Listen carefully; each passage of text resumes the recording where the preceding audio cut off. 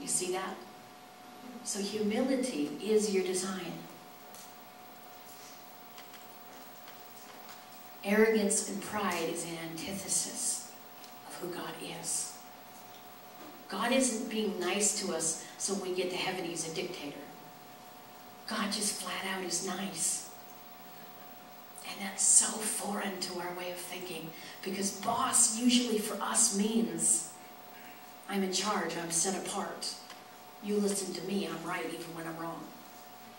You see what I'm saying? So the first side of the journey is to understand that we're going back to humility. What's the other part of the lie? Part is, it's about me. So pride, the intellect, when it's about me, I'm prideful, it's about me, I'm right. When the emotions say it's about me, I'm selfish. Now you perform for me. You do for me. It will always come down to that. In fact, go over to Philippians. Let me show you this. You'll see it played out really well.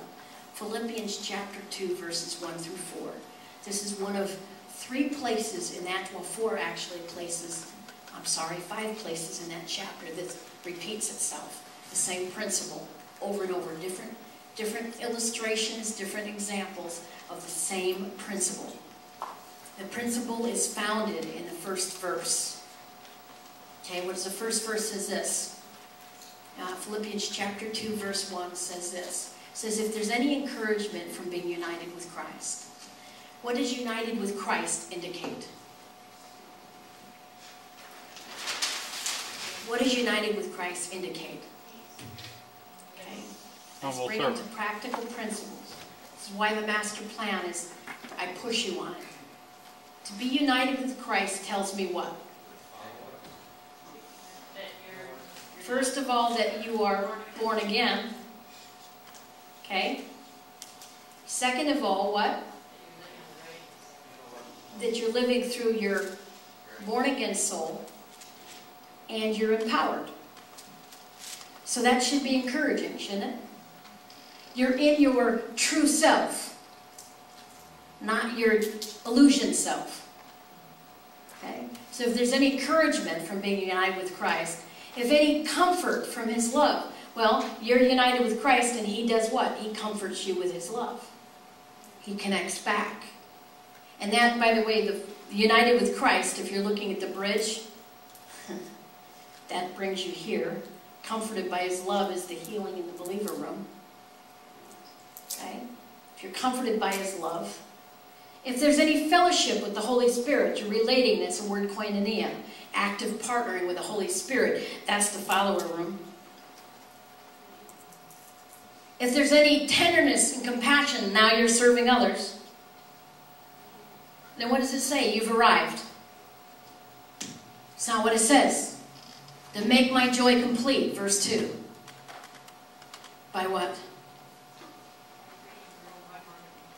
Yeah, and look at the 3 places that you agree. What do they have to do with? The mind, the heart, and the will. Be like-minded. There's the intellect. It takes humility to be like-minded. Having the same love. You have to serve to have the same love. Being one in spirit and purpose. That's the will. Spirit means connected to God's will and purposes with each other. Do you see how it's going right through the soul? And then what does he do? He takes it another step. He says, in fact, each of you should do what?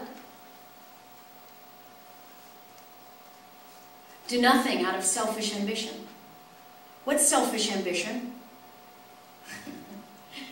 That's this dot over here. When you're ministering and doing anything, don't do it from here.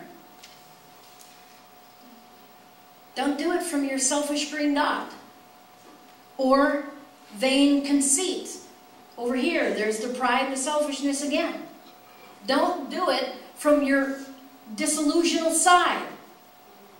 This is non-reality. This is the illusion. Do nothing from over here. But with what? Humility, you should do what? What does it say? Consider others better than yourself. Take care of others. Give them a break.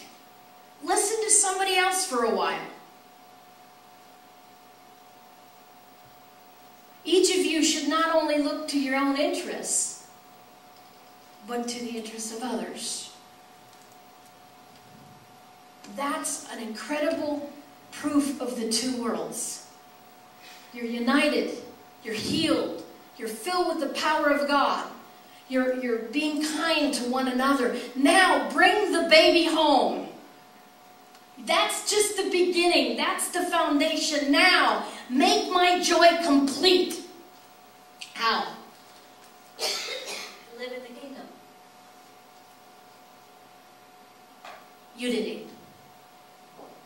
Get to a place of connectedness. Take 10 minutes and talk about that.